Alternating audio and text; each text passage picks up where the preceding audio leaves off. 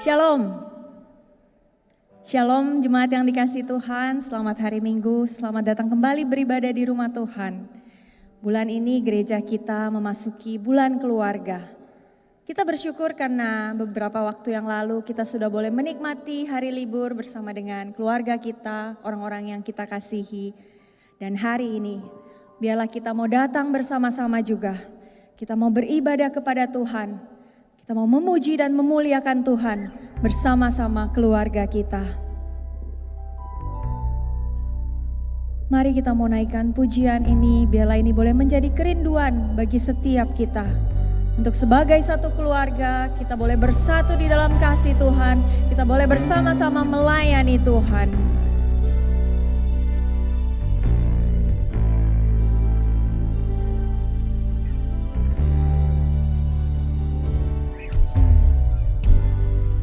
Bersatu dalam kasih, bersama melayani, dan saling mengampuni. Ini doa kami, ini aku dan seisi rumahku memuji dan memuliakanmu, penebusku, penyelamatku, penolong dalam hidupku. Aku dan seisi rumahku mengangkat tangan mengandalkanmu, bersatu hati mengasihimu, melayani Tuhan seumur hidupku. Bersatu hati mengasihimu, melayani Tuhan seumur hidupku.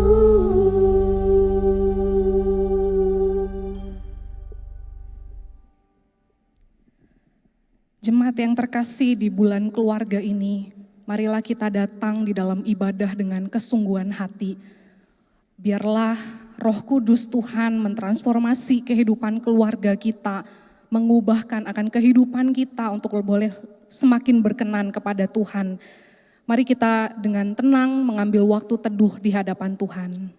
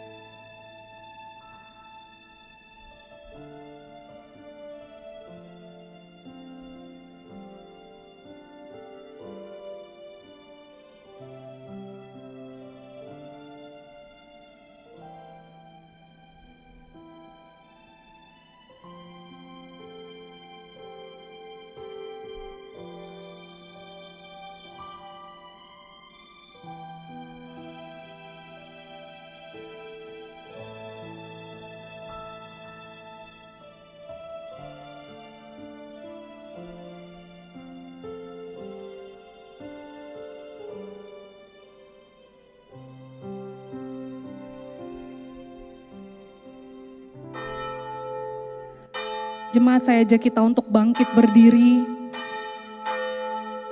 Firman Tuhan terambil dari Mazmur 95 ayatnya yang ke-6 sampai yang ke-7 demikian. Masuklah, marilah kita sujud menyembah, berlutut di hadapan Tuhan yang menjadikan kita. Sebab dialah Allah kita dan kitalah umat gembalaannya dan kawanan domba tuntunan tangannya.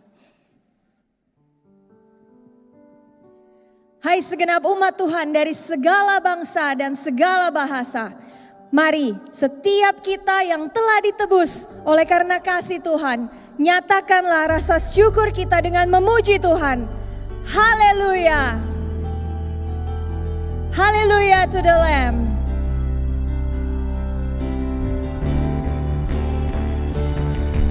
Haleluya, haleluya, haleluya to the Lamb. Haleluya, haleluya.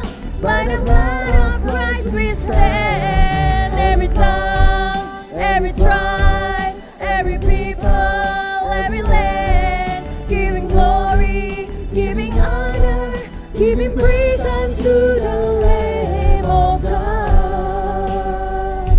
Lord, here we are standing in the midst of a multitude. Lord, we stand in the midst of a multitude of those from every tribe and tongue. We are your children, redeemed by your blood, rescued from death by your love. There are no words good enough to thank you. There are no words to express my praise, but I will lift up my voice and sing from my heart with all of my strength. Hallelujah to the Lamb. Hallelujah, hallelujah, hallelujah to the Lamb. Hallelujah, hallelujah. By the blood of Christ we stand. Every tongue, every tribe, every people, every land, giving glory, giving honor, giving praise unto the Lamb of God. Here we stand by the grace. Lord, we stand by grace in your presence. We cleanse by the blood of the Lamb. We are your children, called by your name. Humbly we bow when we pray. Release your power. Release your power to work in us and through us, till we are changed to be more like you. Then all the nations will see your glory revealed and worship you. Hallelujah, hallelujah, hallelujah to the Lamb. Hallelujah, hallelujah. By the blood of Christ we stand. Every tongue, every tribe, every people, every land, give him glory and giving honor to him. Hallelujah, hallelujah, hallelujah, hallelujah to the Lamb. Hallelujah, hallelujah. By the blood of Christ we stand. Every tongue, every tribe, every people, every land, giving glory, giving honor, giving praise unto the Lamb of God, giving praise to him. Giving praise unto the Lamb of God, 'cause Jesus Christ, Lamb of God.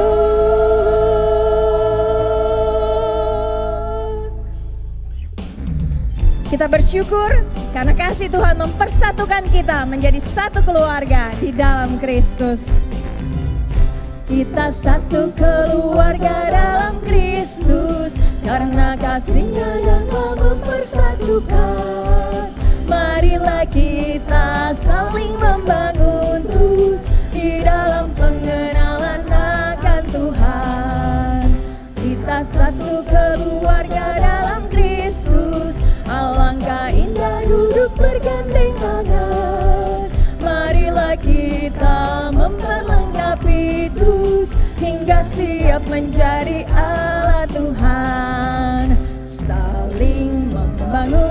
dan mengisi dalam pengenalan firman Tuhan, serta menjadi terang Tuhan, dan nama Tuhan dipermuliakan.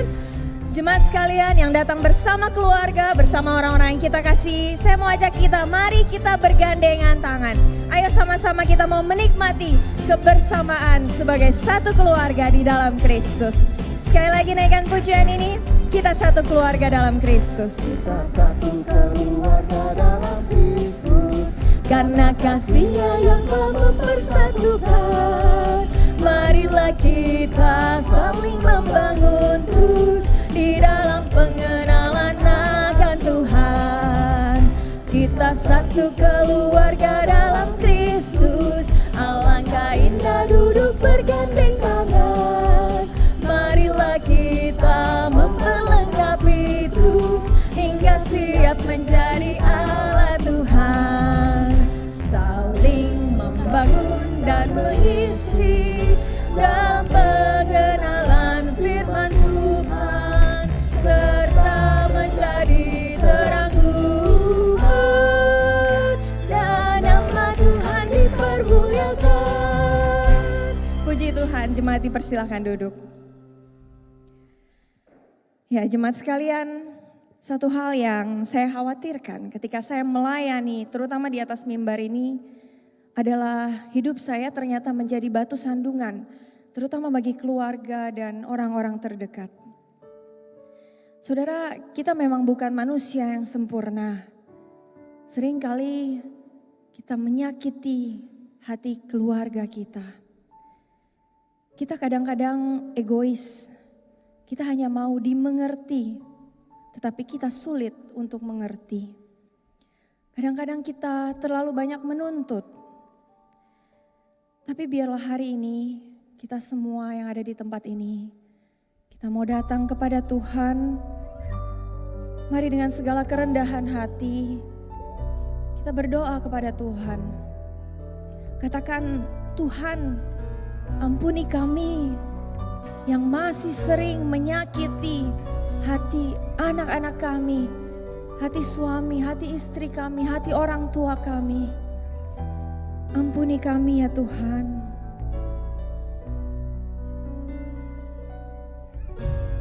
Janganlah kau tinggalkanku, dengar doaku.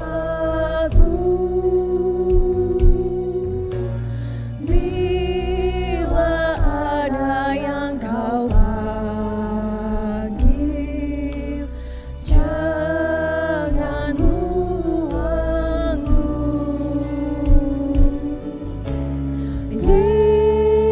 Yesus, Yesus, dengar doaku. Bila ada yang kau panggil, jangan buangku.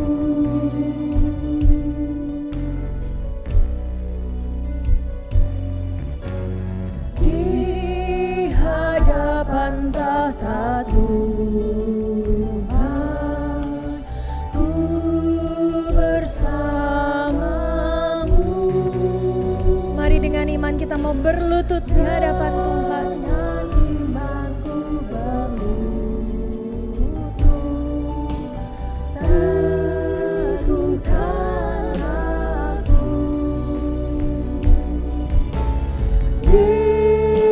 Yesus, Yesus, dengar doaku. Bila ada yang kau panggil, jangan buangku. Jemaat, mari bangkit berdiri. Dengarkanlah ayat pengakuan dosa yang terambil dari Mazmur 25 ayat 6 sampai 7. Ingatlah segala rahmat-Mu dan kasih setia-Mu ya Tuhan. Sebab semuanya itu sudah ada sejak purbakala. Dosa-dosaku pada waktu muda dan pelanggaran-pelanggaranku janganlah Kau ingat. Tetapi ingatlah kepadaku sesuai dengan kasih setia-Mu oleh karena kebaikan-Mu ya Tuhan. Mari kita mau datang bersandar hanya kepada kasih-Nya yang menghiburkan kita. Ku bersandar kasih Tuhan datang padamu. Oh, Kau yang menghiburkanku dengan kasih-Mu. Ya Yesus, dengarkanlah setiap seru doa kami. Yesus, dengar doaku. Bila ada yang Kau panggil, jangan buangku. Sekali lagi kita mau katakan, Yesus, Yesus, dengar doaku. Bila ada yang Kau panggil, jangan buangku. Bapak, Ibu, Saudara, marilah saat ini kita datang kepada Tuhan. Di bulan keluarga ini mari kita kembali mengingat seperti apa diri kita di dalam keluarga kita. Apakah kita sudah menjalankan peran dan tanggung jawab kita sesuai yang Tuhan mau? Apakah ketika Tuhan melihat diri kita, Tuhan senang lewat hidup kita? Kalau kita jadi suami, jadi istri, jadi papa, jadi mama, jadi anak, masih belum menghormati, masih belum mengasihi, kita datang kepada Tuhan minta ampun. Kita datang supaya Tuhan mampukan kita. Kalau di dalam diri kita ada kepahitan, ada kebencian, ada amarah, minta Tuhan yang bereskan. Sebab Dia Allah yang Maha Pengampun, Dia pengasih, Dia merindukan anak-anaknya hidup di dalam kasih dan anugerah Tuhan. Mari di dalam sikap hening kita datang kepada Tuhan.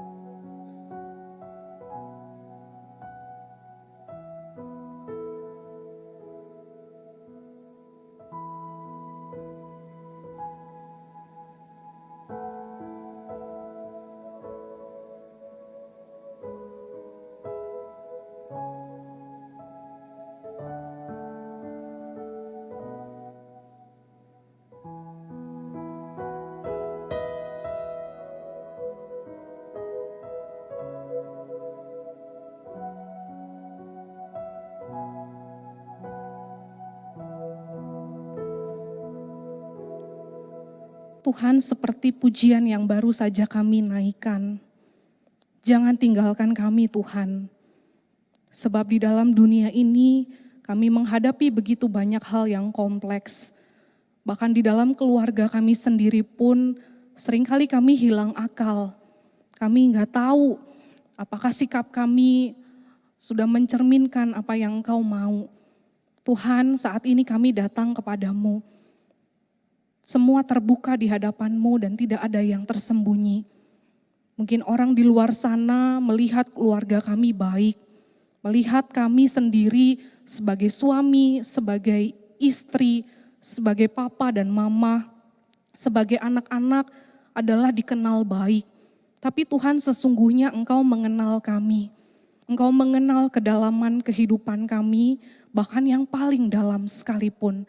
Saat ini kami datang kepadamu Tuhan, kami yang tidak menjalankan peran kami dengan baik, kami yang menyimpan kebencian, menyimpan amarah, bahkan kami yang masa bodoh dengan hidup kami, dengan keluarga kami.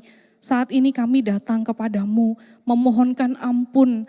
Tuhan, ampuni kami, karena kami masih seringkali jatuh bangun di dalam dosa-dosa kami. Kami seringkali mementingkan ego kami, mementingkan kepentingan kami mengabaikan banyak hal. Pagi ini kami datang kepadamu memohonkan belas kasihan Tuhan, yang kami percaya bahwa darah-Mu yang sudah tercurah di kayu salib itu sanggup mengampuni kami, bahkan menolong kami untuk hidup benar di hadapan Tuhan, hidup kembali berkenan kepadamu. Terima kasih Tuhan untuk saat ini kami menyerahkan akan diri kami ke dalam tangan Tuhan. Kami percaya ada anugerah Tuhan yang besar yang menolong setiap kami dan menuntun kami kembali. Ini doa kami di dalam nama Tuhan Yesus kami berdoa. Amin. Bapak, Ibu, Saudara, dengarlah janji pengampunan dosa kita yang terambil dari 1 Korintus 1 ayatnya yang ke-30. Tetapi oleh Dia kamu berada dalam Kristus Yesus yang oleh Allah telah menjadi hikmat bagi kita. Ia membenarkan dan menguduskan dan menebus kita. Marilah kita bersama memuji Tuhan, sebab Dia telah menebus kita dan menyelamatkan kita. Ku mau memuji Tuhanku. Ku mau memuji Tuhanku sejak Dia tebusku. Ku mau memuji Rajaku sejak Dia tebusku.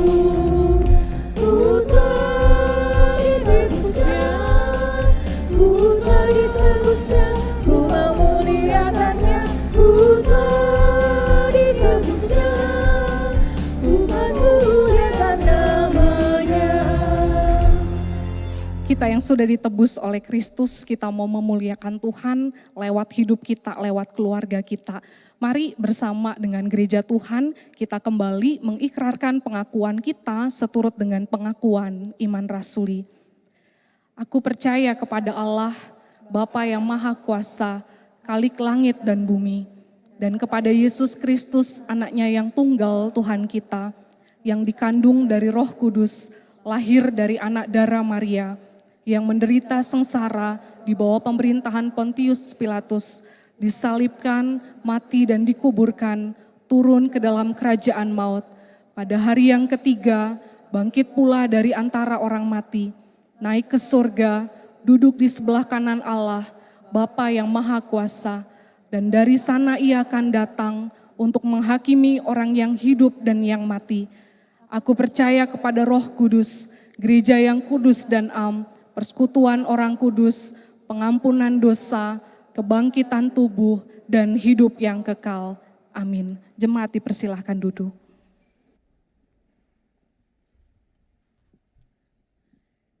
Ya, jemaat sekalian, saya percaya kita semua pasti rindu punya keluarga yang mengasihi Tuhan, punya keluarga yang memuliakan Dia di dalam kehidupan kita. Dan untuk itu, kita perlu untuk terus diingatkan, terus belajar melalui firman Tuhan.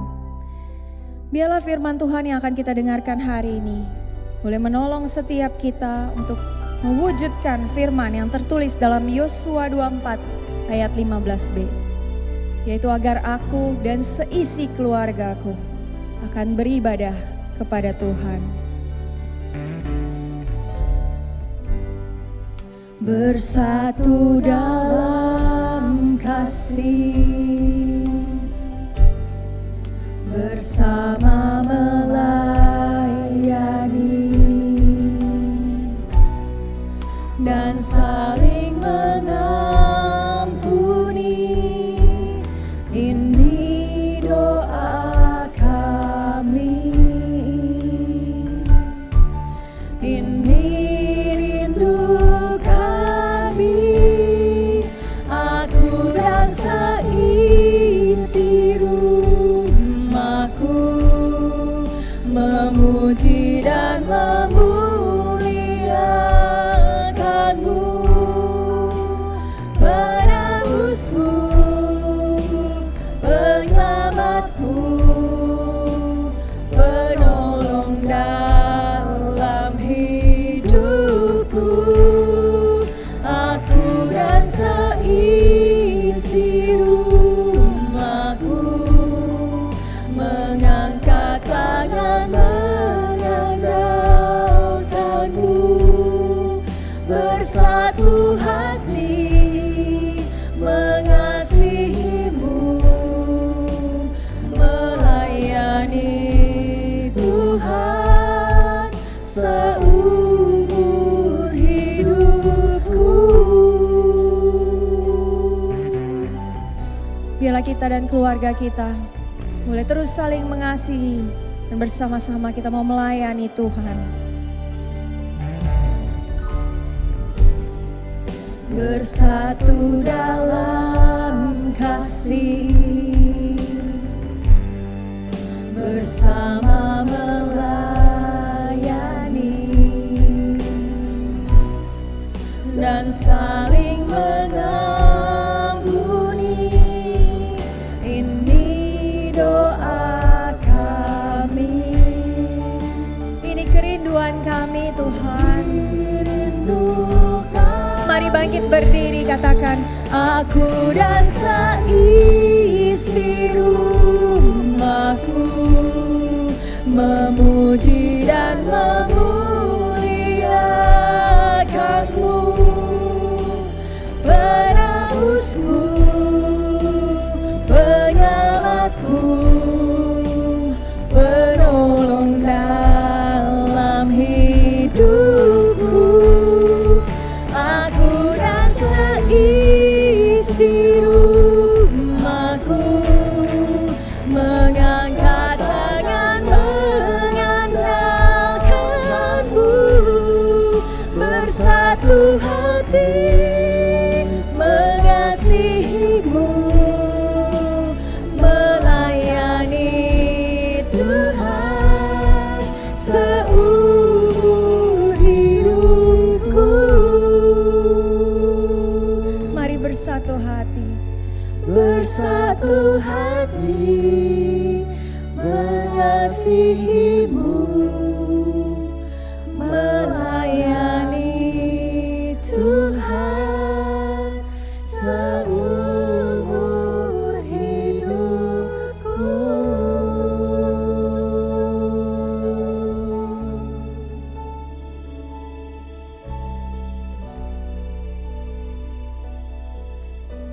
Ini janji kami Tuhan, ini tekad kami, sebuah permohonan agar kemuliaan Tuhan dinyatakan dalam kehidupan keluarga kami masing-masing. Meskipun kami tahu yang kami jalani hari ini belumlah sempurna, masih banyak gagal dan salahnya, tapi kami mau bergantung terus kepada Tuhan, sumber pengharapan kami. Dan oleh sebab itu kiranya kebenaran firman-Mu boleh menguatkan kami, memandu kami di jalan yang lurus, sehingga kami boleh lebih peka terhadap kehendak Tuhan bagi keluarga kami. Dan dengan rendah hati kami ingin menjadi pelaku firman. Tolonglah setiap kami ya Tuhan, di dalam nama Tuhan Yesus kami berdoa. Amin. Sambil tetap berdiri, kita akan membaca silih berganti 1 Petrus 3 ayat 1-7. Saya akan membacakan ayat yang ganjil, jemaat sekalian membaca ayat yang genap. Demikian juga kamu, hai istri-istri, tunduklah kepada suamimu, supaya jika ada di antara mereka yang tidak taat kepada firman, mereka juga tanpa perkataan dimenangkan oleh kelakuan istrinya.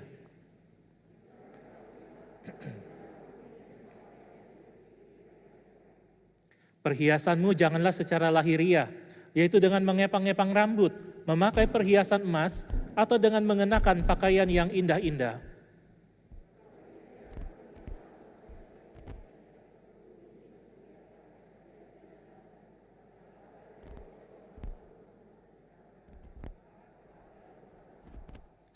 Sebab demikianlah caranya perempuan-perempuan kudus dahulu berdandan, yaitu perempuan-perempuan yang menaruh pengharapannya kepada Allah.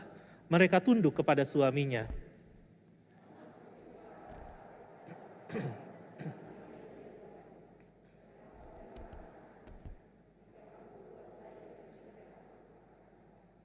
Demikian juga kamu, hai suami-suami, hiduplah bijaksana dengan istrimu sebagai kaum yang lebih lemah.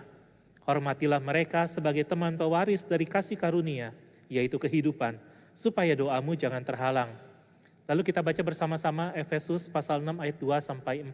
1, 2, 3. Hormatilah ayahmu dan ibumu, ini adalah suatu perintah yang penting, seperti yang nyata dari janji ini, supaya kamu berbahagia dan panjang umurmu di bumi.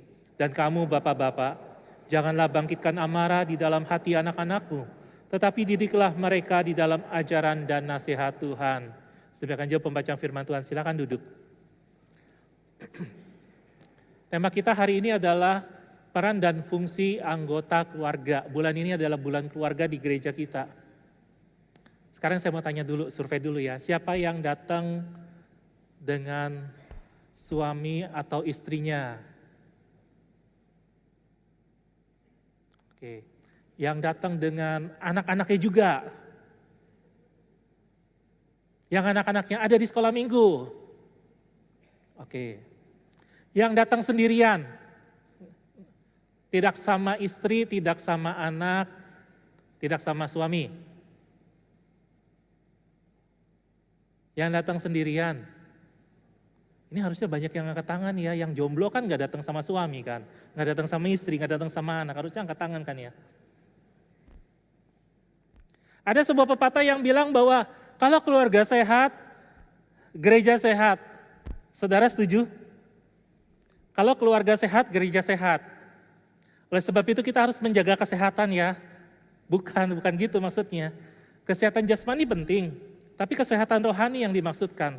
Kalau setiap keluarga sehat rohaninya, maka keluarga-keluarga yang berhimpun ada di dalam gereja akan menjadikan gereja itu gereja yang sehat juga. Karena gereja terdiri dari keluarga-keluarga, dari orang-orang percaya. Kalau setiap orang percaya sehat rohaninya, dalam artian terus dalam proses yang dinamis bertumbuh bersama di dalam anugerah Tuhan, maka gereja juga akan jadi gereja yang sehat. Sebab keluarga yang sehat menarik banyak orang datang kepada Kristus. Ini jemaat mula-mula sudah membuktikan. Kalau jemaat sehat, maka itu menarik orang datang kepada Kristus. Waktu ajak, ayo datang ke gereja, maka mereka akan datang ke gereja. Karena apa? Mereka melihat kehidupan gereja, kehidupan yang sehat rohaninya. Dan keluarga disebut sebagai sebuah keluarga yang sehat jika peran dan fungsi anggota keluarganya dijalankan dengan baik. Jadi masing-masing kita adalah bagian dalam keluarga. Ada yang jadi ayah, ada yang jadi ibu. Oke, jangan ayah ibu deh ya, kesannya kayak sinetron banget ya. Ya, bu, begitu ya, papa, mama ya. Atau enggak, atau mau mommy and daddy. Oh salah, daddy and mommy ya. Walaupun ladies first, tapi urutan penciptaan kan laki-laki dulu ya. Jadi daddy and mommy. Sekarang kalau kita ya punya peranan masing-masing, ada papa, ada mama, ada anak-anak. Maka pertanyaannya, apakah kita ya sudah jalanin peranan kita baik-baik? Ada sebuah lagu terkenal ya zaman dulu ya. Dunia ini panggung sandiwara, ceritanya ya. Ada peran wajar, ada peran berpura-pura. Tetapi di dalam keluarga, semua peranan harus jadi peranan yang wajar, peranan yang alamiah, bukan peranan yang berpura-pura. Hari ini pura-pura jadi papa deh, itu mainan kita waktu anak-anak kan. Waktu anak-anak, saya mainannya sama Koko sama adik perempuan saya, mainannya main misah, main kebaktian, mainannya ibadah. Rohani banget ya. Ya gitu, habis kita cuma punya kertas susunan liturgi ya, yang bisa kita bawa pulang, terus main-main, saya jadi pastornya. Marilah menyatakan iman kita. Sampai sekarang saya masih hafal loh. Jadi didiklah orang muda menurut jalan yang patut baginya, maka sampai pada masa tuanya pun ia tidak akan menyimpang dari jalan itu. Apa peranan kita masing-masing? Saya nggak bicara peranan kita di dalam gereja seperti apa, tapi di dalam keluargamu, engkau punya peranan.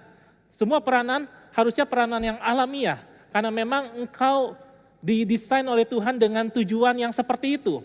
Bukan peran berpura-pura, hari ini kepengen jadi papa, hari ini pengen jadi mama. Bagaimana kalau yang laki-laki hari ini berpikir, hari ini pura-pura jadi perempuan dan lain sebaliknya. Maka dunia akan jungkir balik bukan, dan dunia ini adalah dunia yang kacau. Karena banyak orang berpikir bahwa mereka bebas untuk memerankan apa saja yang jadi pemikiran dan kerinduan hati mereka. Biar peran-peran itu hanya ada di drama Korea saja. Dan kita menjadi penikmatnya. Tidak untuk kita wujudkan di dalam kehidupan kita. Karena masing-masing kita punya tugas tanggung jawab yang Tuhan berikan. Masing-masing kita ada yang jadi papa, sudah jadi papa. Ada yang sudah jadi mama. Di antara kita yang sudah jadi papa dan mama pun masih ada yang jadi anak-anak.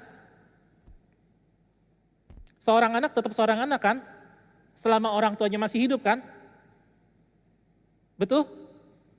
Setelah kita menikah nggak ada yang bilang, oh dulu dia itu anak saya. Nggak ada. Dia tetap anak.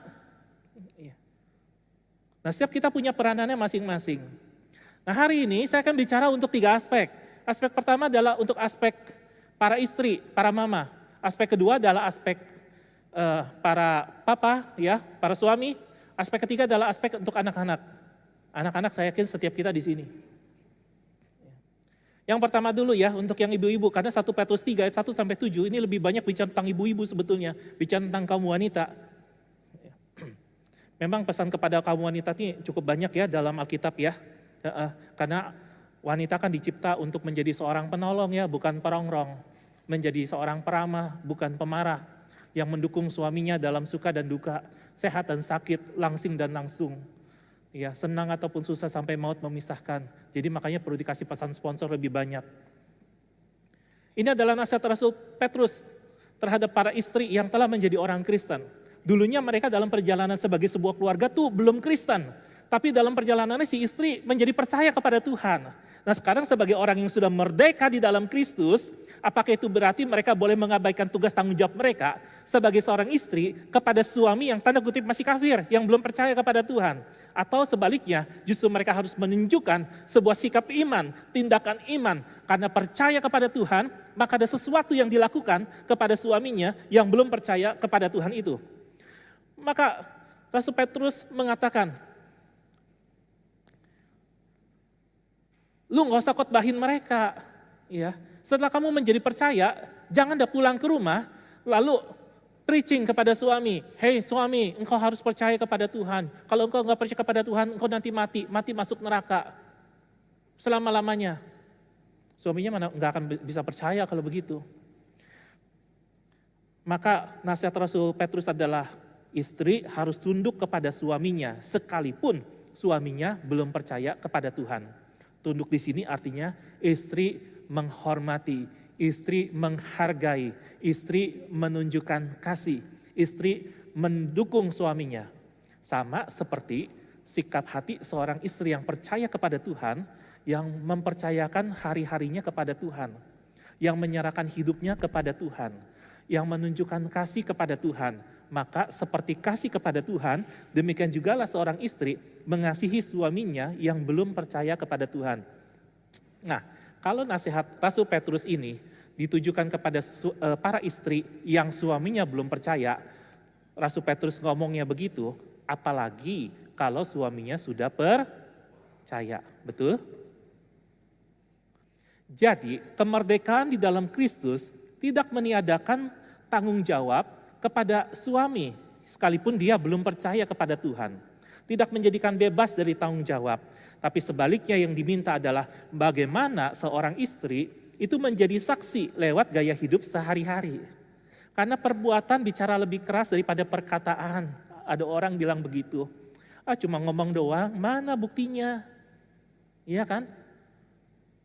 Di gereja aja bilang kasih, kasih, kasih. Sampai di rumah bukan kasih hati. Bukan kasih tangan untuk membantu dan melindungi. Kasih apa? Padahal bukan lagi main tenis meja nih. Istri diminta jadi saksi lewat gaya hidup sehari-hari.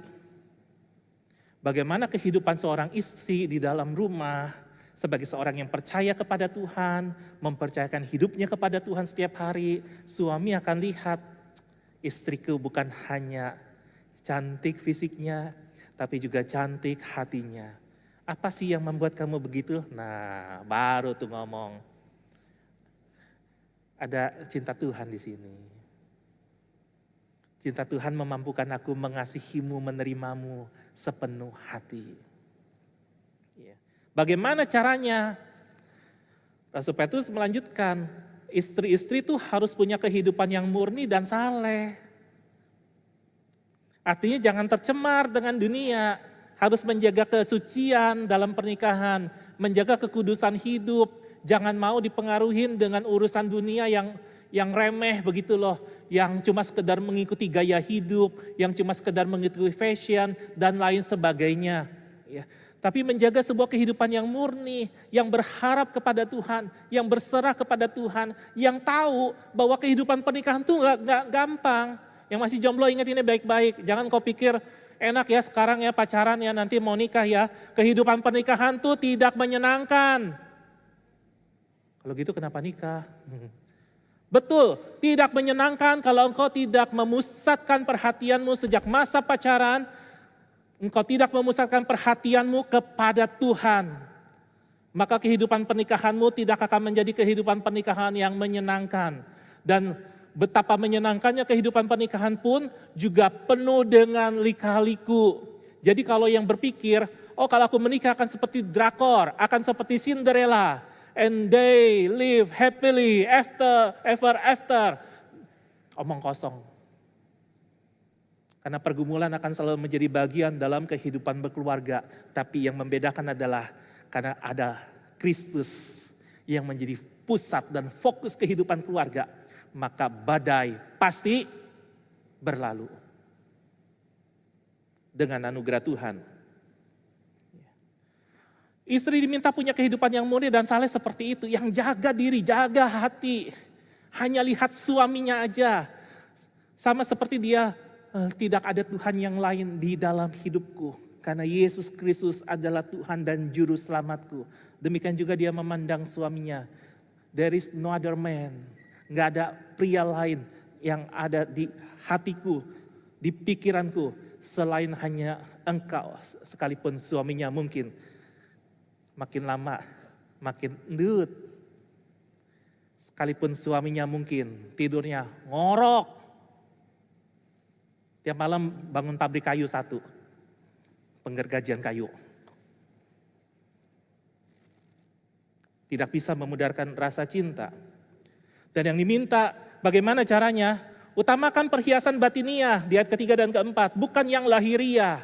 Di sini Rasul Petrus menyampaikan. Perhiasanmu jangan secara lahiriah, yaitu dengan mengepang-epang rambut, memakai perhiasan emas. Kenapa enggak boleh kepang rambut? Kenapa enggak boleh pakai perhiasan emas? Pada masa itu, yang biasanya kepang rambut, yang biasanya pakai perhiasan emas, itu perempuan yang sundal. Jadi, kalau seorang perempuan yang sudah percaya sama Tuhan, kepang rambut, pakai perhiasan emas, menunjukkan kepada umum, maka apa? Dia mengidentifikasi dirinya sama dengan perempuan sundal, serupa dengan dunia ini. Itulah sebabnya Rasul Paulus juga kepada jemaat di Roma kan kita selalu membaca bagian tengah itu kan. Janganlah kamu menjadi serupa dengan dunia ini, tapi berubahlah, ditransform oleh pembaharuan budimu, sehingga kamu dapat membedakan manakah kehendak Allah, apa yang baik, yang berkenan kepada Allah dan yang sempurna. Jadi bukannya perhiasan lahiriah itu enggak penting, Tapi yang menjadi fokus untuk pengembangan harusnya perhiasan batinia, yaitu apa? Roh yang lemah lembut, ya. Lalu hati yang berharap kepada Tuhan, yang tunduk kepada suaminya. Itu yang berharga di hadapan Tuhan. Rasul Petrus juga bilang, jangan pakai pakaian yang indah-indah. Kenapa? Karena pada waktu itu orang kalau pakai pakaian yang indah-indah, itu biasanya untuk flexing, untuk pamer, untuk tunjukin bahwa kami punya derajat, punya sosialita yang lebih tinggi nih. Jadi tujuannya adalah apa? Untuk mengundang pujian dari orang lain bagi dirinya sendiri. Bukan untuk menyenangkan hati Tuhan. Hari ini permisi tanya para ibu, para wanita, kalau engkau pakai busana, engkau berhias, engkau berdandan, untuk yang sudah menikah, engkau dandan untuk suamimu, atau untuk dilihat pria lain? Jawab dalam hati aja ya. Tak kalau suami dengar jawaban yang jujur, mungkin kita pulang ribut malah ya. Yang masih jomblo, engkau hari ini dandan pakai pakaian yang bagus, tujuannya supaya dilihat oleh cowok-cowok ganteng kah? Saya tanya para suami senang kalau lihat istrinya dandan, cantik, wangi, menarik, senang? Senang. Tapi bagaimana kalau dia berdandan bukan untukmu? Dia berdandan supaya dilihat oleh pria lain. Senang nggak kalau misalnya waktu lagi pergi jalan ke mall, mata semua pria melihat ke arah pasangan kita? Apakah itu menjadi sebuah kebanggaan bagi diri kita? Kalau iya mungkin saudara sakit ya. Saudara ke psikolog atau psikiater, karena menyaksikan istri dilirik oleh pria lain secara berlebihan, dan saudara bangga, senang karenanya, itu menunjukkan saudara sakit. Yang gini-gini saya harus jujur ya ngomong ya, nggak banyak gereja mau bicara hal-hal begini. Tapi sebagai hamba Tuhan saya harus bicara. Sebab saya nggak mau kehidupan jemaat jadi kehidupan yang kacau balau. Karena kita permisif, membiarkan segala sesuatu yang ada dalam dunia masuk ke dalam kehidupan gereja. Termasuk fashion dan lain sebagainya. Bukan berarti fashion gak penting, tapi ketika tujuan utamanya akhirnya cuma sekedar dilihat oleh orang lain. Apakah itu berkenan kepada Tuhan? Makanya tadi saya tanya, waktu kita dandan, waktu apa? Itu untuk kemuliaan Tuhan atau cuma sekedar flexing diri sendiri? Sementara yang innernya kita abaikan, waktu teduh dengan Tuhan, bergumul cari kehendak Tuhan, berpuasa, ya. Sambil melangkah, sambil tanya, Tuhan saya harus gimana? Ini ada keputusan yang sulit, ini ada pilihan yang susah. Sikap saya sebagai seorang wanita, bagaimana? Ini bukan hanya untuk wanita, pria juga begitu. Sikap saya harus gimana? Yang inner harus kita perhatiin. Jangan cuma sekedar yang outer, kita maksimalin. Ada suntik, apa segala macam, membuat kita bisa lebih muda, anti-aging gitu ya. Dan lain sebagainya. Tapi yang inner kita abaikan. Relasi sama Tuhan kita nggak pedulikan. Kita sibuk dengan urusan dunia yang lahiriah. Tapi untuk urusan yang batiniah kita tidak mengejar. Sehingga apa? Mungkin perhiasan lahiriah kita maju jauh lebih banyak ketimbang yang batiniah. Padahal yang batiniah, yang inner itu menopang yang outer.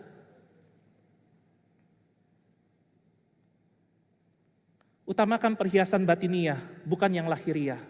Yang lahiriah penting, tapi kalau yang batiniah cuma sekedar polesan, karena batiniah nggak bisa dipoles. Batiniah itu dibentuk dari hati yang merendahkan diri di hadapan Tuhan.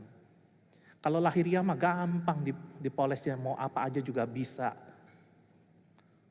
Karena banyak dempul bermerek yang bisa membuat kita jadi lebih putih dan lain sebagainya.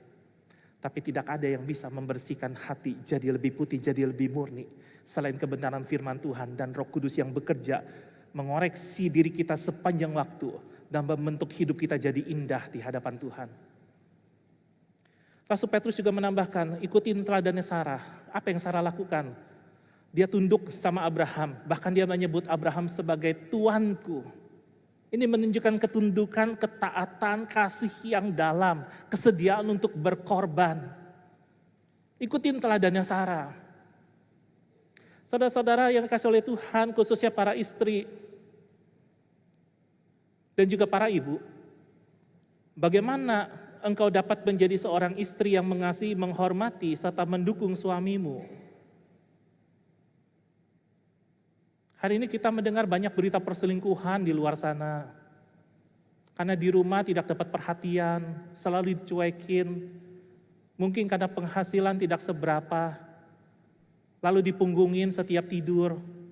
Sementara mungkin di tempat kerja, ada seorang kerja lawan jenis yang dengan simpati setiap hari bertanya, gimana kabar kamu hari ini? Luluh nggak lama-lama? Terus kalau gitu salahnya satu pihak doang, cuma salah suami. Bukan hanya salah suami, salah istri.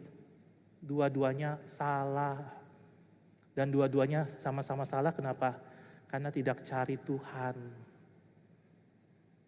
Itu yang sering terjadi dalam pernikahan Kristen. Katanya aja pernikahan Kristen, tapi wujud kehidupannya jauh dari nilai-nilai Kristen. Yang dihidupi adalah nilai-nilai dari dunia. Tidak heran banyak perpecahan bahkan dalam keluarga Kristen sekalipun. Ada yang mau cerai, ada yang mau ini dan itu. Kenapa? Karena tidak menjadikan Kristus sebagai pusat di dalam keluarga. Seorang istri, apakah bisa menjadi seorang istri yang mengasihi, menghormati, serta mendukung suaminya? Dan ini pertanyaan untuk para pemudi, yang suatu hari engkau juga akan jadi istri, akan jadi ibu rumah tangga. Engkau akan jadi istri yang seperti apa nanti? Kita hidup dalam zaman yang semua harus serba nyaman, serba ada fasilitas. Baru kita rasa nyaman jadi seorang istri. Tapi bagaimana kalau tidak ada fasilitas? Apakah kita bersedia untuk memenuhi janji nikah itu? Dalam suka dan duka, dalam susah ataupun senang, sehat ataupun sakit, sampai maut memisahkan. Jangan-jangan itu cuma sekedar janji pernikahan, yang setelah selesai pernikahan kita masuk dalam kehidupan keluarga, kita cuma berpindah dari satu tuntutan kepada tuntutan yang lain. Sehingga kehidupan keluarga bukannya kehidupan yang dipenuhi dengan damai sejahtera, tapi kehidupan yang dipenuhi dengan bencana, karena isi dalam keluarga adalah tuntutan demi tuntutan yang seringkali tidak bisa dipenuhi.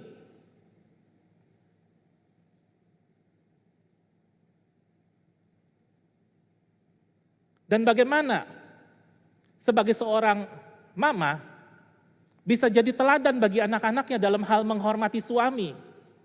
Apalagi kalau misalnya penghasilan istri jauh lebih besar ketimbang suami. Apalagi kalau misalnya dalam hal kepemimpinan, suami kurang bisa memimpin dibandingkan istri. Istri mungkin lebih dominan. Bagaimana caranya tunjukin, showing kepada anak-anak kita bahwa apa?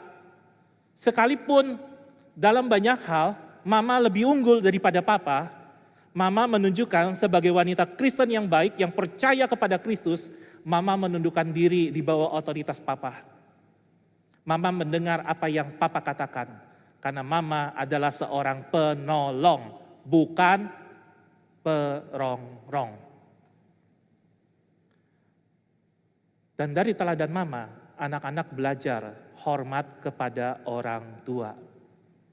Kalau anak lihat mama tidak sopan sama papa, gimana anak bisa sopan sama papa?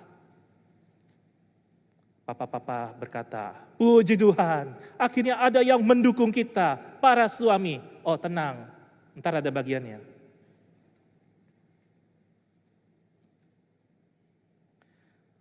Nasihat Rasul Petrus bukan hanya kepada para istri, tapi juga kepada para suami. Di ayat ke-7, hidup bijaksana dengan istri sebagai kaum yang lebih lemah. Pada masa itu, posisi perempuan, seorang istri sangat rentan. Rentan terhadap kekerasan, ya, rentan terhadap masalah finansial, bisa di-abuse dan lain sebagainya. Kalau si suami atau pria tidak melindungi wanita, maka itu yang akan terjadi. Jadi konteksnya Rasul Petrus bicara lemah itu bukan karena wanita betul-betul lemah, tapi secara fisik sangat rentan terhadap kondisi dan situasi masyarakat yang terjadi di sekitarnya.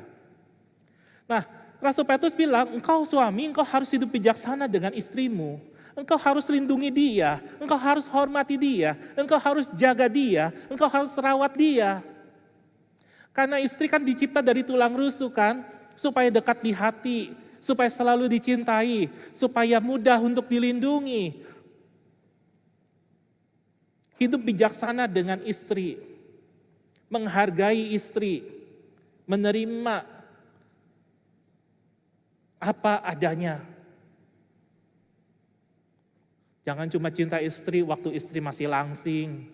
Ketika istri sudah langsung, mulai berkurang cintanya, lebih senang lihat yang langsing-langsing lagi.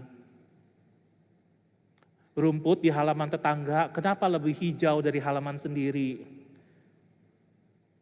Bukan karena rumput di halaman sendiri kurang hijau, tapi karena rumput di halaman sendiri tidak pernah dirawat dan dipupuki dengan baik. Lalu berharap pada rumput halaman tetangga yang sudah dipupuki dengan baik oleh tetangganya. Saudara-saudara yang dikasih oleh Tuhan, suami adalah seorang pemimpin di dalam rumah, pemimpin keluarga, jadi jangan tukar peranan. Para suami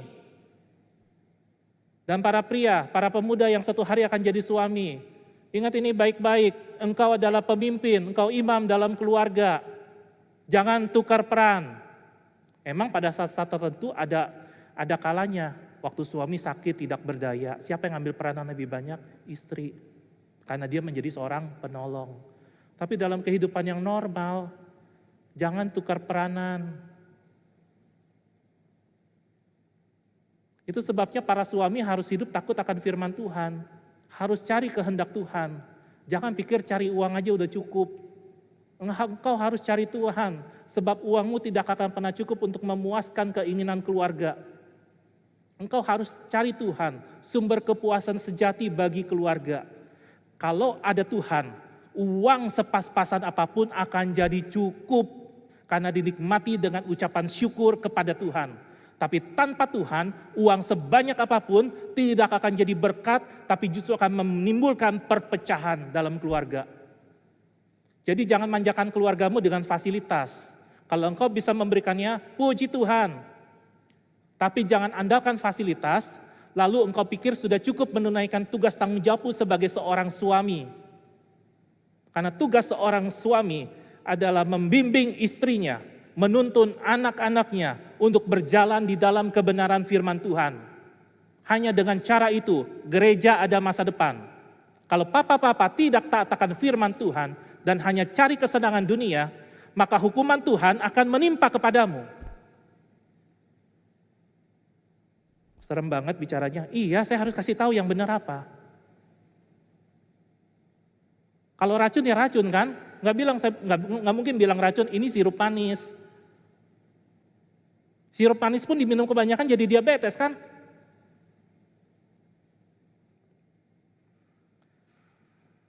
Namun ini bukan hanya perintah kepada para suami, tapi ini juga perintah kepada para papa. Suami juga adalah sekaligus papa. Efesus bilang didik anak di dalam ajaran dan nasihat Tuhan.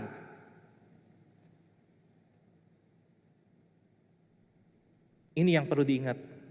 Tujuan mengajar dan mendidik itu untuk mengembangkan kehidupan, bukan untuk ngancurin.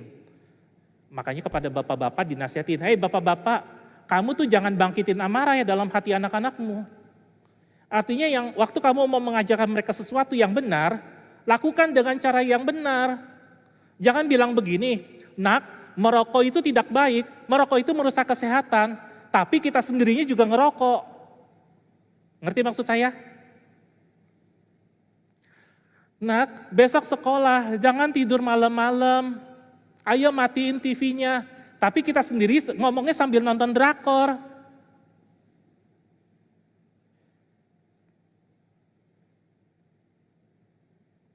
Nak, jangan boros-boros jajannya. Ini kita harus hemat. Tapi minta sama suami atau minta sama istri, ayo kita makan di restoran mewah. Ngerti maksud saya? Ini yang terjadi. Tujuan mengajar, mendidik itu untuk mengembangkan kehidupan, bukan untuk membangkitkan amarah dan akar pahit. Dan saya perlu kasih tahu begini, zamannya udah beda. Jangan pakai cara dulu untuk mendidik anak zaman sekarang. Banyak yang beda. Kalau paksain begitu akan ribut terus setiap hari. Cobalah untuk mengerti, cobalah untuk memahami, cobalah untuk mendengar, cobalah untuk lebih peduli. Meskipun ada banyak hal yang mungkin kita tidak setuju, tapi paling tidak kita sebagai orang tua berusaha memahami apa yang menjadi kondisi dan pergumulan anak-anak kita hari ini. Jangan paksain cara kita dibentuk pada masa lalu kita pikir itu yang paling bagus untuk hari ini cara kita mendidik mereka. Kenapa ada resistensi? Kenapa ada penolakan?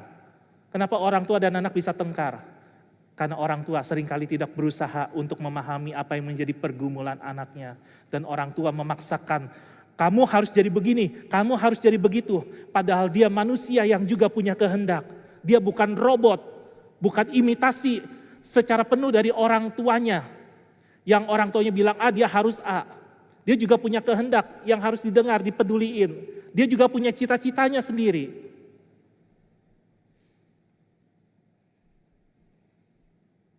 Oleh sebab itu perenungan untuk para suami, gimana sih bisa jadi seorang suami yang mengasihi, menghormati, serta melindungi istri dan anak? Ini pergumulan panjang untuk para suami ya. Saya waktu ngomong gini bukan berarti saya udah jadi suami yang perfect, udah jadi papa yang perfect, enggak. Ini proses jatuh bangun, proses berhasil dan gagal. Tapi saya bersyukur ada Tuhan yang terus menopang. Nah, gimana sebagai seorang papa bisa jadi teladan bagi anak-anak dalam hal menghormati istri? Anak-anak belajar hormat kepada mama juga lewat teladan papa. Kalau papa biasa ngomong kasar sama mama, ngomong maki-maki, teriak-teriak, marah-marah, maka anak juga akan melakukan yang sama kepada mamanya. Listen, dengerin baik-baik. Sekarang yang anak-anak udah tahu, kalau papa dan mama melakukan hal yang salah, jangan ditiru. Lakukan yang benar. Dulu, waktu almarhum mami saya dan almarhum mama saya bertengkar di rumah, saya sebagai seorang anak yang polos, waktu itu saya SMP, saya ngomong gini, kenapa sih berantem? Kan katanya kita harus akur-akur. Almarhum mami saya mengatakan begini, diam lu tahu apa? Lu masih anak-anak. Saya masih ingat tuh yang gitu-gitu tuh, saya ingat dengan baik. Itu menjadi tanda awas, jangan sampai justru saya jadi orang tua itu yang saya ngomongin, lu tahu apa? Karena menganggap diri kita lebih tahu dalam segala hal. Jadi para suami, engkau yang sudah bertanggung jawab selama ini, engkau melakukan pekerjaan yang hebat sekali. Teruslah lanjutkan tanggung jawabmu sampai Tuhan memanggil. Tapi lanjutin tanggung jawab itu dengan hati yang berserah sama Tuhan. Dan Tuhan akan berkati istri dan anakmu. Pujian yang sama juga untuk para istri. Engkau sudah berjuang selama ini dengan banyak hal yang tidak bisa dimengerti oleh suami dan anak. Teruslah lanjutkan perjuanganmu. Jadi istri yang baik, jadi mama yang penuh kasih. Jangan nyerah, setia sampai akhir seperti janji pernikahan itu. Dan yang terakhir buat anak-anak, karena setiap kita adalah anak-anak. Hormati ayahmu dan ibumu. Hormati mereka waktu mereka masih hidup. Jangan udah mati baru nangis-nangis, nyesel, minta ampun dan lain sebagainya. It's too late. Waktu mereka masih hidup, hormati mereka, sayangi mereka. Sebab ada janji berkat, engkau hidup bahagia. Karena ada sesuatu yang bisa engkau warisin kepada anak-anak, yaitu teladan bahwa engkau mengasihi, menghormati orang tuamu. Dan supaya engkau panjang umur. Jangan sampai waktu engkau umurmu panjang tapi gak ada yang rawat. Karena anak-anak benci, muak lihat tindakan kita sebagai orang tua. Terus anak-anak yang melakukan hal yang sama. Dan lingkaran itu berulang terus. Saya bilang sama diri saya janji sama Tuhan. Tuhan, saya dibesarkan dalam keluarga yang broken. Saya tidak punya teladan papa. Papa waktu kecil itu, waktu saya masih kecil, kami masih kecil melakukan banyak hal yang kasar dan jahat. Saya anak tengah, saya anak yang paling dibenci oleh papa.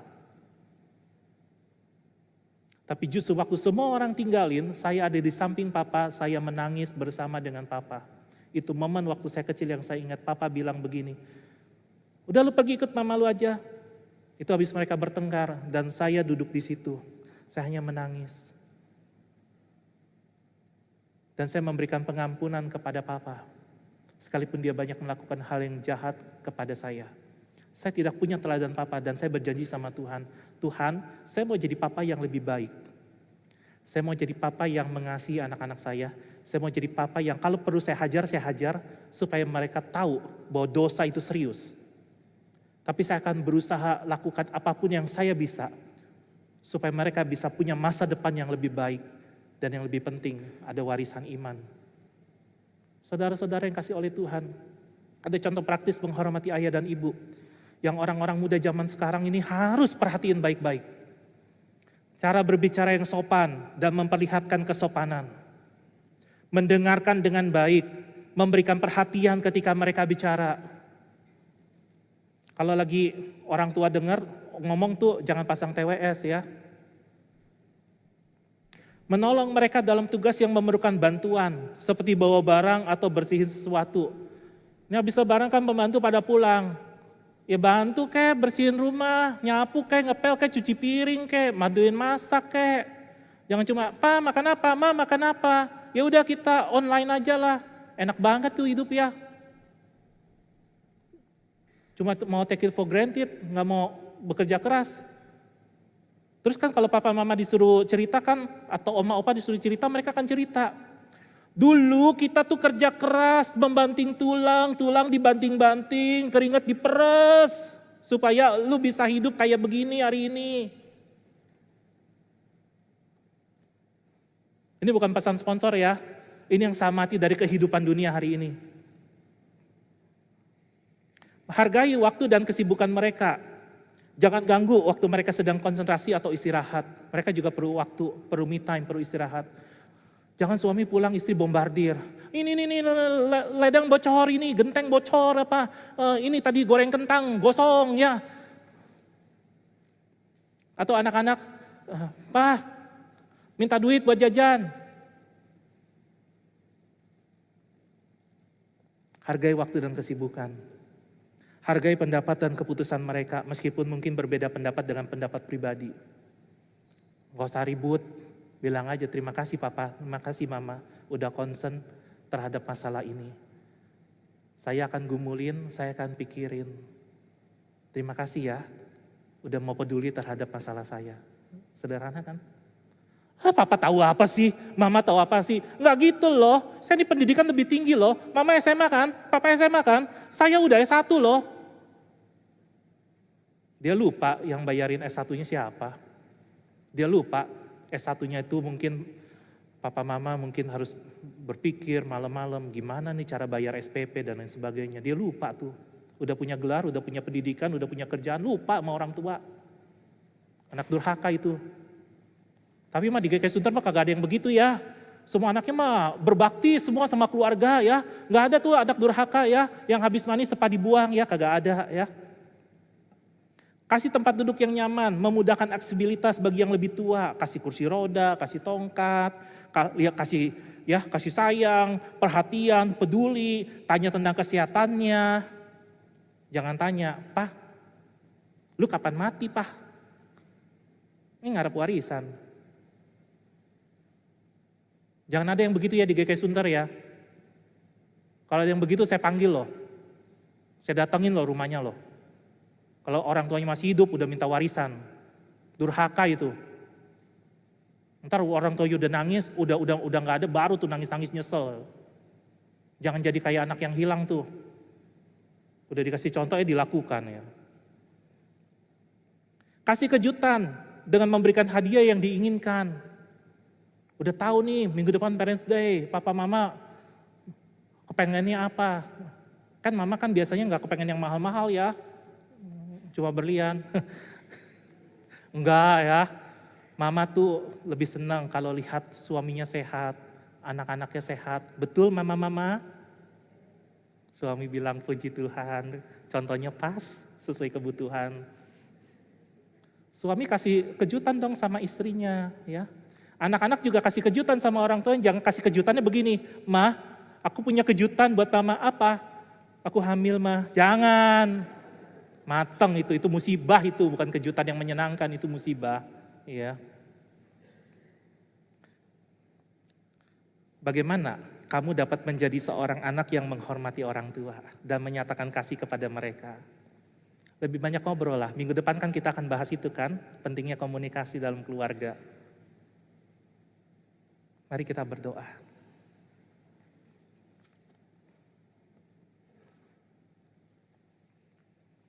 Tuhan Yesus, tolong setiap kami boleh jadi anggota keluarga yang peduli kepada peran dan fungsi kami masing-masing. Jangan sampai ya Tuhan, kami jadi anggota keluarga, tapi kami nggak ngapa-ngapain.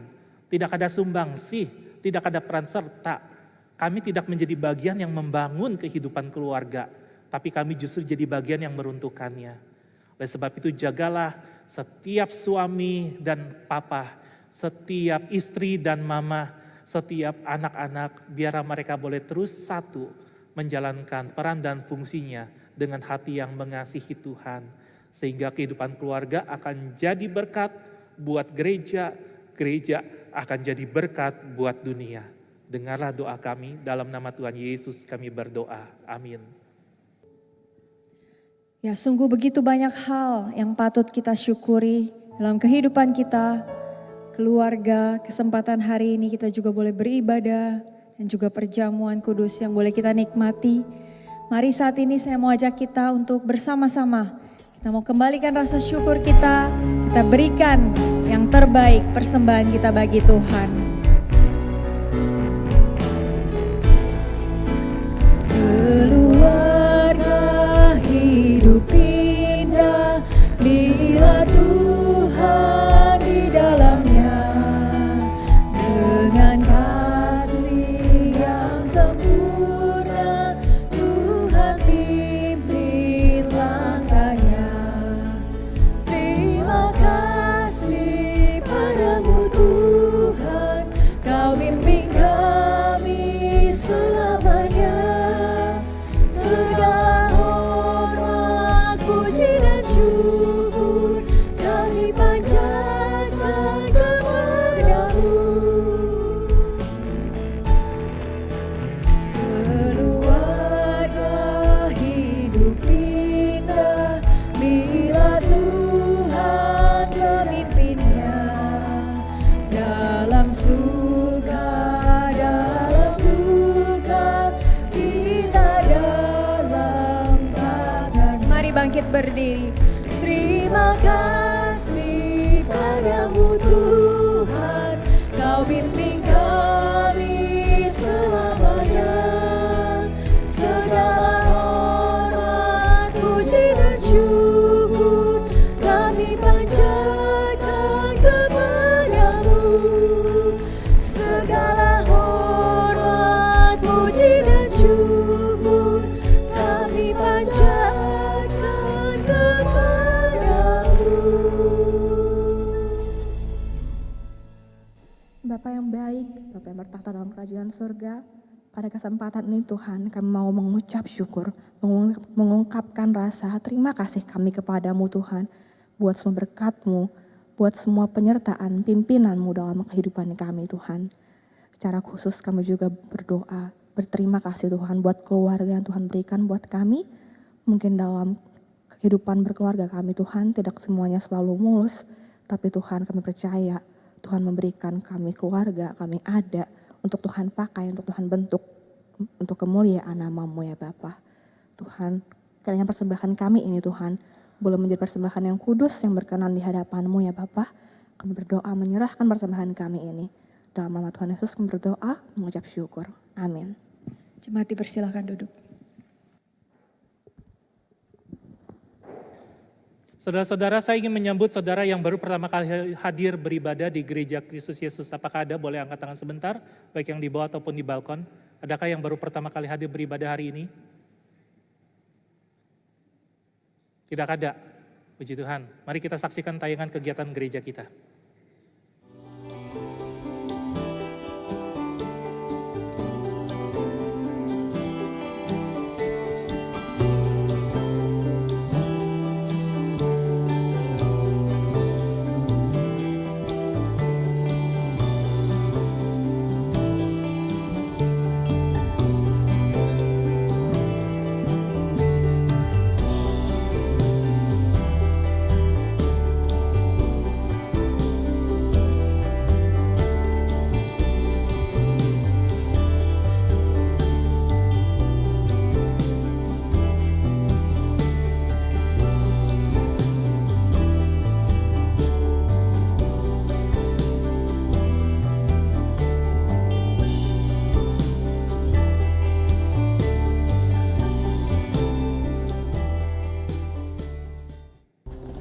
Mak, urusin dong anak-anak.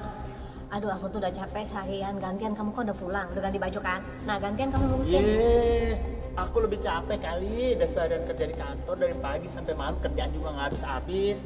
Aku dong. Kau pikir aku seharian di rumah gara-gara kerja? Aku juga Mungkin masalah seperti ini terjadi juga dalam keluarga Anda. Konflik keluarga yang disebabkan oleh komunikasi yang tidak baik antara suami dan istri, orang tua dan anak, seringkali hal itu yang menimbulkan perpecahan dan suasana di rumah menjadi tidak menyenangkan.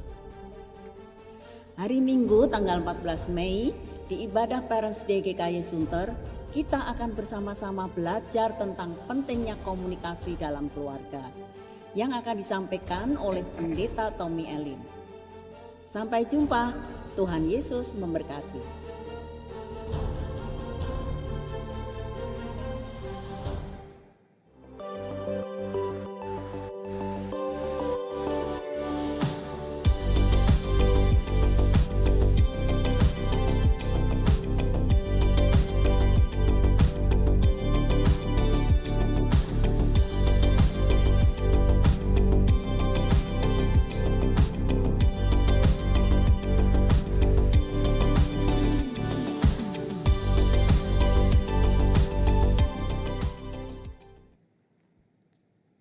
Ada beberapa yang ingin saya highlight secara singkat. Yang pertama, jangan lupa Bapak Ibu yang usia senior, hari Sabtu nanti ada persekutuan Kaleb, ada perayaan Parents Day di Komisi Kaleb. Jangan lupa untuk datang seperti biasanya. Lalu, gereja kita akan membuka kembali kebaktian secara onsite pukul 5 sore, ya, hari Minggu. Mulai kapan? Mulai perayaan HUT gereja kita tanggal 30 Juli. Lalu hari Minggu setelahnya 6 Agustus dan seterusnya akan ada kebaktian sore onsite jam 5.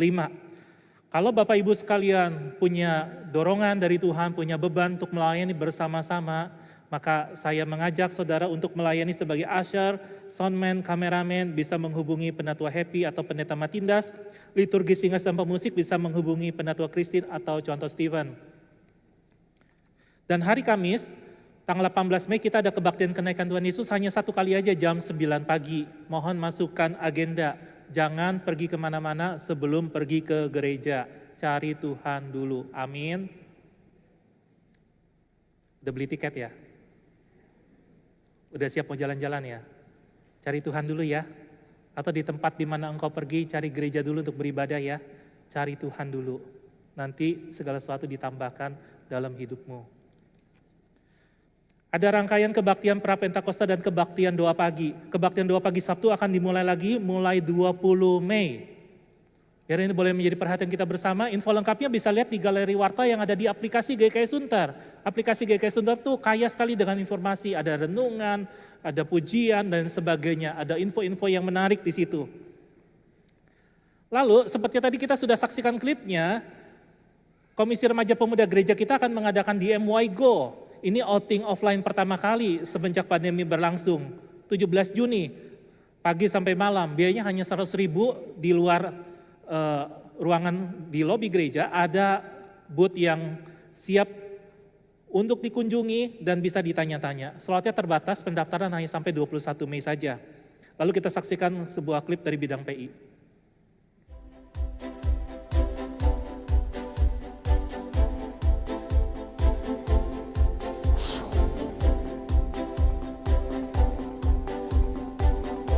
Investasi di tengah ketidakpastian.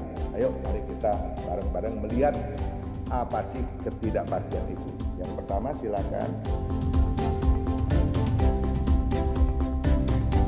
Masuk. Nah, ini yang kalau mau dikatakan ketidakpastiannya.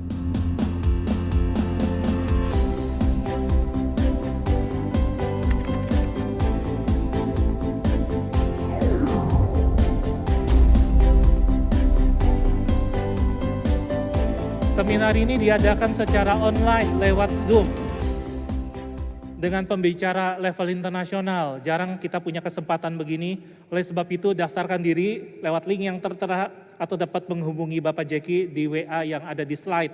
Dan mohon Bapak Ibu bisa bawa jiwa-jiwa baru ya, sehingga ini menjadi kesempatan kita membangkitkan optimisme di tengah krisis global. Dan yang terakhir ada sebuah info dari bidang pelayanan sosial, bekerja sama dengan Klinik Hidup Baru akan mengadakan medical check up dan vaksinasi pada tanggal 21 Mei nanti. Pendaftaran secara manual minggu depan, sementara secara online masih terbuka sampai 20 Mei. Bisa menghubungi lewat link yang tersedia, bisa menghubungi nomor telepon juga kalau ada pertanyaan. Untuk medical check up, paket yang ditawarkan ada diskon 40%, untuk vaksinasi 30%. Ini merupakan sebuah kesempatan yang bagus. Ajak anggota keluarga yang lain, infokan kepada saudara-saudara yang lain supaya bisa menikmati kesempatan untuk medical check up dengan harga yang jauh lebih murah ini. Itu saja yang bisa saya bagikan, mari kita berdiri bersama-sama. Mari kita kembalikan kemuliaan bagi Allah Tritunggal, doksologi.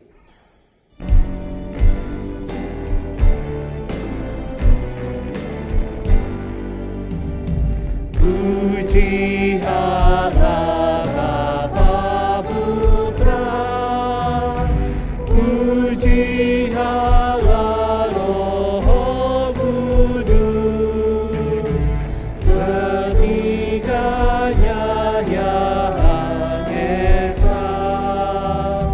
Pohon selamat sumber berkah.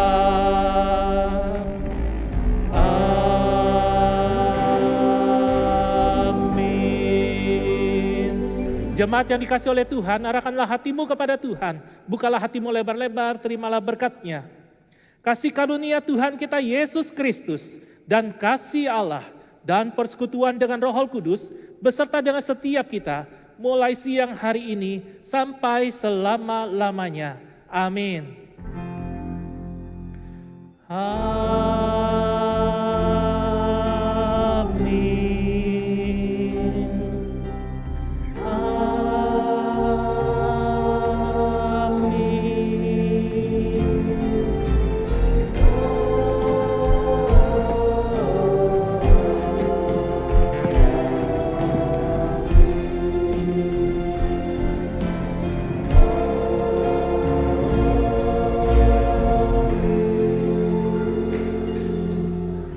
Jemaat dipersilakan duduk, kebaktian selesai.